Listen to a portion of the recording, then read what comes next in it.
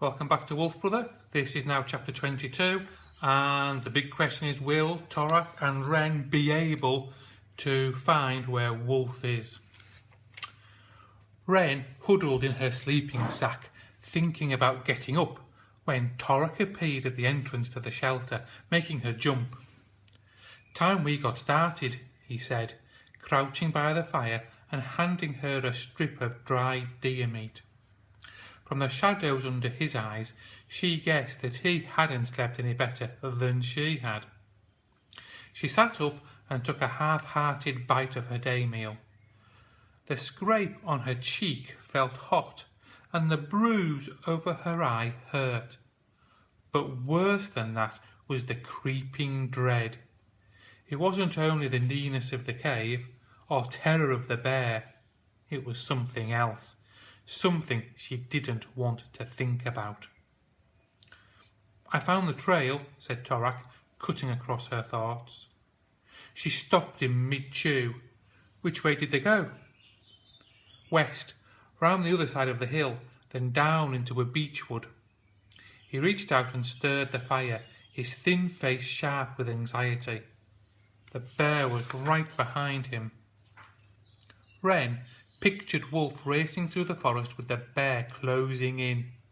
"Torak," she said, "you do realise that when we track Wolf, we'll also be tracking the bear?" "Yes."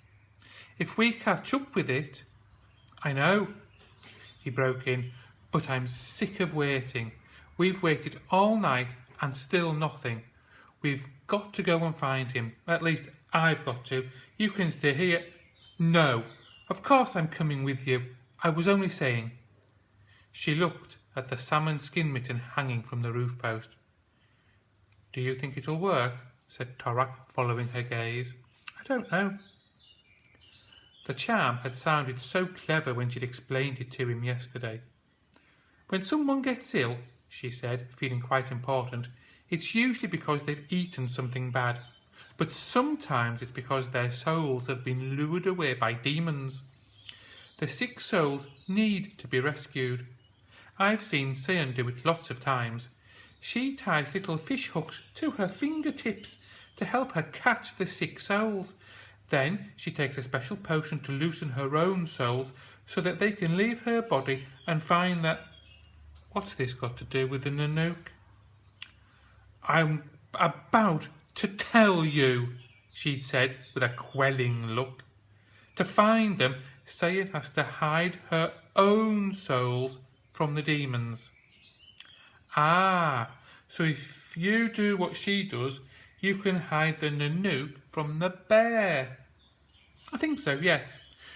To disguise herself, she smears her face with wormwood and earth blood, then puts on a mask of rowan bark tied with hairs from each member of the clan.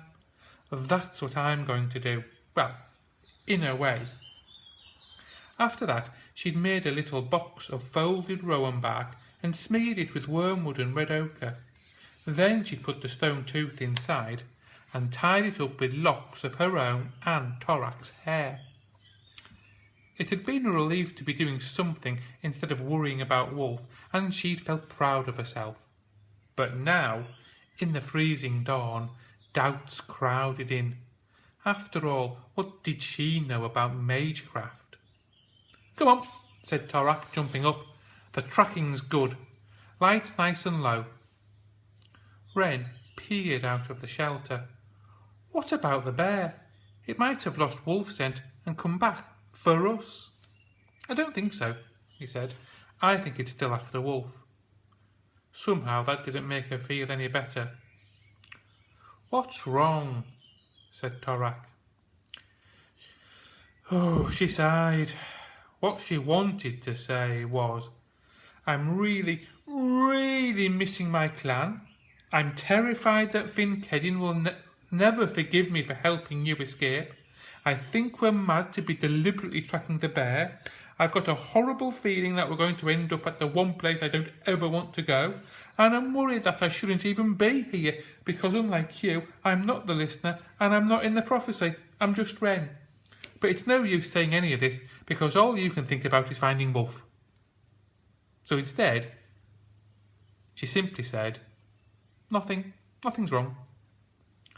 Torak threw her a disbelieving look and started stamping out the fire. Why do you think Renn doesn't really tell him what she's thinking?